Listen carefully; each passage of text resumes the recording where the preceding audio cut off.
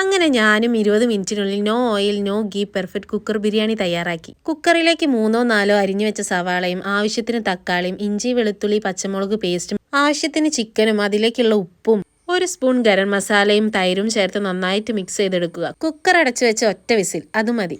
Whistle വന്നതിന് ശേഷം pressure manually release ചെയ്യുക. അപ്പോഴേക്ക് ചിക്കനിലെ നെയ്യൊക്കെ ഇറങ്ങി വന്നതായിട്ട് കാണാം. ഇനി ഇതിലേക്ക് കുറച്ച് മല്ലിപ്പൊതിന ഇലയും 1 തക്കോലവും 3-4 ഗ്രാമ്പൂവും ജാതിപത്രിന്റെ ഇലയും 3 ഏലക്കായും ഇട്ട് കൊടുക്കുക.